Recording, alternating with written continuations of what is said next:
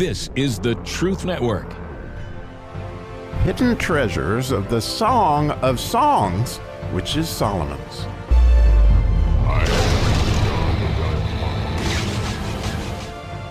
Oh, if we could master the verse today, I perhaps would be a key to the entire book, as clearly this is the Vav verse, or the continuation verse, which continues so many different things in the Song of Solomon in the 4th chapter. And so with the idea of the Vav being, number one, delight in so many different ways, but also, I will keep thy law continually forever and ever is in the Vav section of the 119th Psalm. So that idea of the Vav is a continuation, and we can't help but note that this verse, before I give it to you, is a continuation of what happened in chapter 2 and a continuation of what happened in chapter 3, and to be continued, because it also lines up very much with the second to the last, or even the last, I think the last verse in the whole book. And so it's like it is to be continued. There's no doubt about that when it comes to this verse. And unlocking it, wow, I think there is so much here. It's just so much here. So we'll just get into it. So here it is in English. Until the day break and the shadows flee away, I will get me to the mountain of myrrh and to the hill of frankincense. And you might remember, I hope you do, that, in the 2nd chapter, we talked about that he leaped, on the mountains, and he skipped on the hills. So we see that mountains and hill, exactly the same words. He used those again. And when we come to the end of the 2nd chapter, you might remember Solomon uses these exact same words as the bridegroom is calling out to her beloved until the day breaks and the shadows flee, turn and be like a young, or like a hart, like a roe or a young hart upon the mountains of Bether.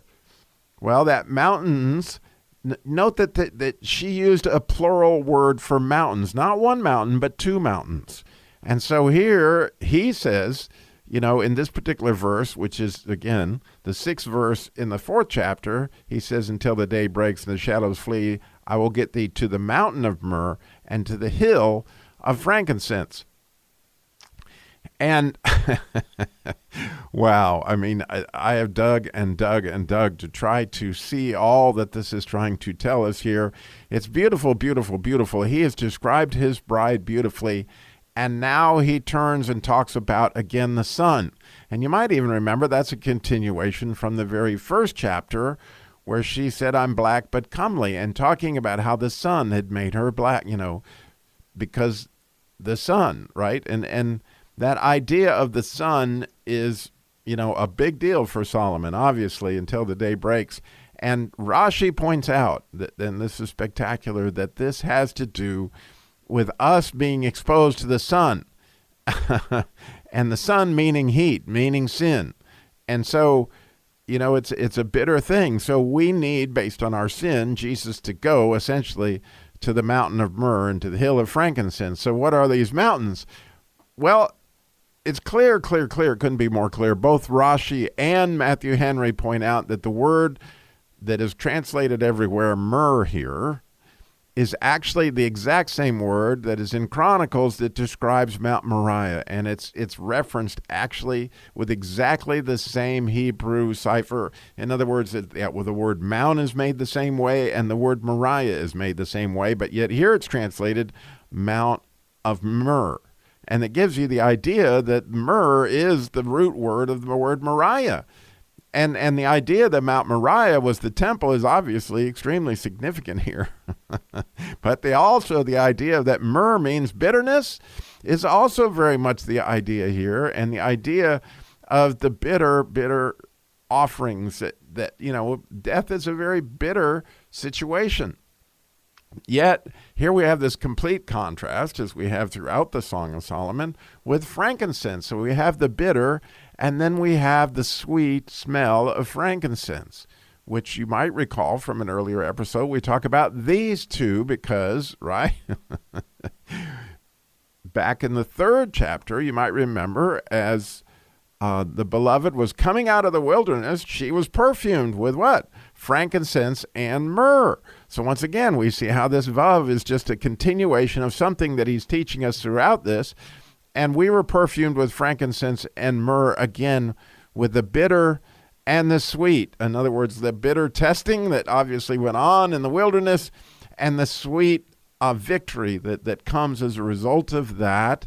And here, clearly we have this idea of, the mountain of myrrh, which clearly has everything to do with Mount Moriah. And also, you can't help but think, when you think of the mountains in Jerusalem, that Zechariah 14:4 talks about that Jesus is going to stand on the Mount of Olives, right? And it's going to separate into a valley. And when you think about this, it actually says in Zechariah that it's going to cleave. Well, when you think about what she said to him in the second chapter, was she said, be on the mountain of cleaving, the mountain, we talked about this, of the covenant, which also has to do with the cleaving that happened with the sacrifices for Abraham. So again, it leaves you with all sorts of different things that you could be thinking about and deciding, about where these land for you, okay? I'm just throwing it all out there, and I don't know that I can come down yet. When we get to the end of the book, we're going to study this whole thought one more time, because it comes at the very end, and I don't think we're going to completely understand it till we get to the end of the book. But we do know at this point in time that after describing his beloved, in other words, he couldn't seem to be more in love with the features of his bride.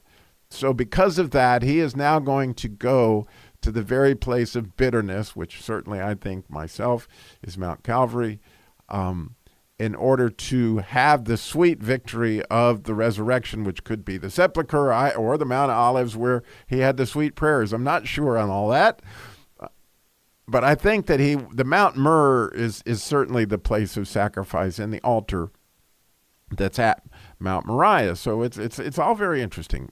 But the point of it is, I really, really think that where we think about this is if we're going to meet with Jesus, we need to be at the place of repentance. That when you think about it, repentance itself, and Matthew Henry points this out, is bittersweet. In other words, we've got this horrible sin, but it's so sweet that he forgave us. But it's also a point of, if we are going to choose life, we have to choose death. It's just the way it works, right? That, he who seeks to lose his life will save it. Well, that works in so many different things in your life, right? If we lose what we want, which is sleep in the morning, and we get up, we make a bit of a sacrifice, and we spend time in his word, it's absolutely spectacular, right? Well, the story I was going to use to illustrate this morning, my wife, gives up her life so much to help her mother. That's a sacrifice. That's a great example. But back in June, the one I really wanted to use was where I gave up something. In other words, I went to the doctor, and he said, Robbie, your A1C is 7.0, which my A1C had never been that high. Yes, I'm diabetic, if you did not know that. And this really, really concerned me, and I really prayed a lot, like, God, what are we going to do here?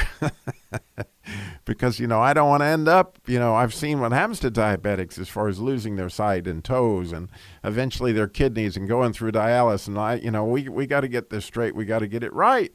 Well, one of my struggles is my weight, like so many, and what I eat, like so many.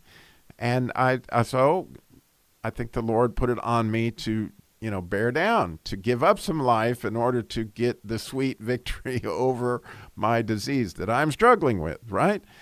And so I went on what would appear to be the direction of both diet and exercise. In other words, I'd already been exercising every morning, but I increased that significantly and began to walk a whole bunch more and ride my bike a whole bunch more, and at the same time take on fasting a whole lot more than I had been fasting, as well as eating. Like, I absolutely quit drinking beer. I absolutely quit eating bread. I gave up some things I really like, and this was bitter for me, okay? Like, when I mow the lawn, I can't tell you how bad I want a beer, okay? For those of you that offends, I'm sorry. I one beer, I'm good. But anyway, that is what I do.